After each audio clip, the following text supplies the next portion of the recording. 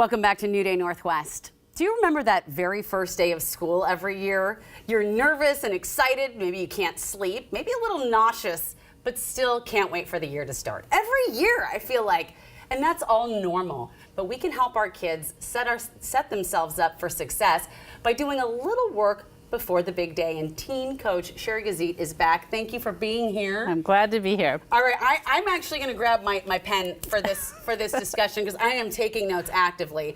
So you say start off before the first day, well before the first day, right? Right. Yeah, we as parents can help to get our kids ready for that. Mm-hmm. And there's lots of things we can talk to them about to get prepared. Now, if during the summer you can set up some play dates or some get-togethers, that's even better. Right. But there's things you can do in the household just to get ready for it. What about self-reflection? You say that's important. What do you mean by that? Yeah, they need to understand what they bring to the table, that they're interesting. They've got a lot to talk about. When I ask kids, or adults even, what's interesting about you, a lot of times they don't think they're interesting because it's just who they are. Yeah. So get your kids thinking about that. What did you do? Like, what's interesting about you? Do you know languages? Have you moved from a different country?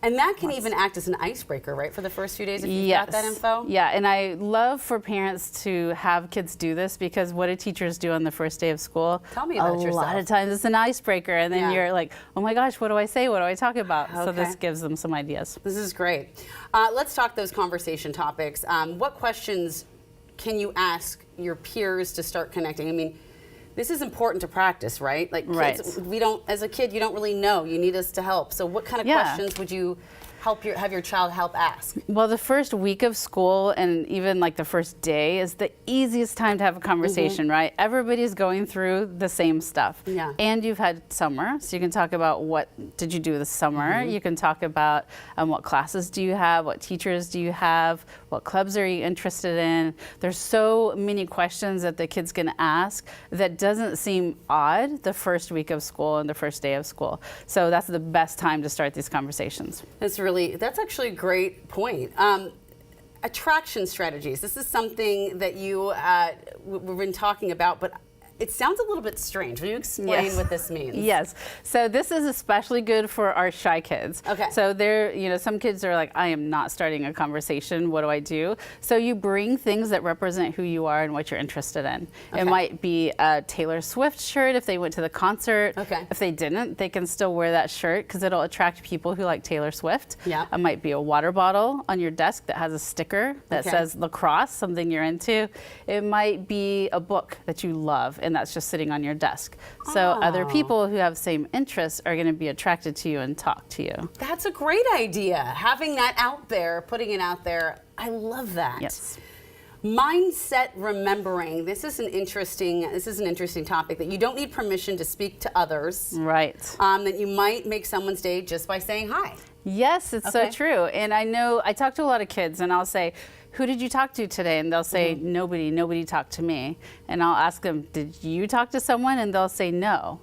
So it's like you don't need permission. You can talk to whoever you want to. And when you start that conversation, you never know where it's going to go.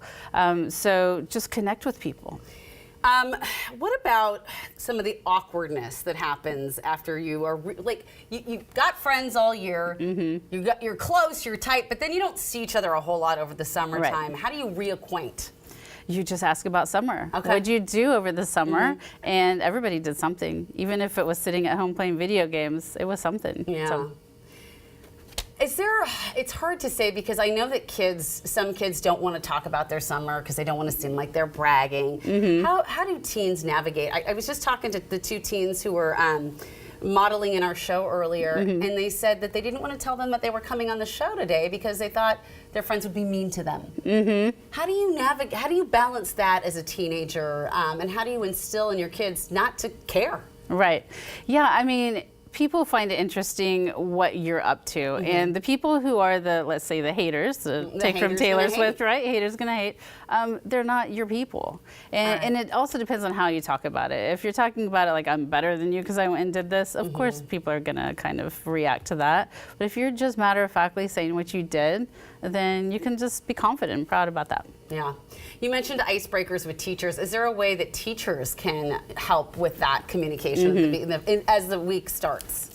Yes. So when teachers are choosing icebreakers, don't go deep. Okay. Like some teachers are like, what's your hidden fear or something like that. And these kids are in a classroom with their peers. So just remember, make it something fun, like flavor of ice cream, or what movie did you watch this summer? Easy. Easy. Not a lot of thought to it. Something super easy.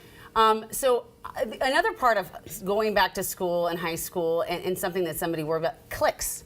That's something that, you know, people dread. Yeah. What do you say to a child who's being kept out of a clique? Well, if they're being kept out of it, it's probably not their group, right? Yeah. It's not the right connection. But the thing about the first week or day of school is a lot of those cliques aren't formed yet. Okay. So this is why all of what we're talking about is so important to do right away, because the patterns haven't been set, like who's eating lunch with who's hanging out with who. So there's room for movement in the friendship groups. So even those cliques change up over the summer, and especially that first week. So important. All right, we got about 30 seconds left. What are the top 3 things we should be doing right now? Shall we just go over what we went over? Sure, yes, that's fine. Let's say we needed to self-reflect with our kids. We need to teach them about attraction, teach them conversation topics, and the whole thing about just the mindset. They can talk to who they want. Absolutely. They can talk to who they want. Shari, thank you so much. It is always a pleasure chatting with you. I've got my notes right here.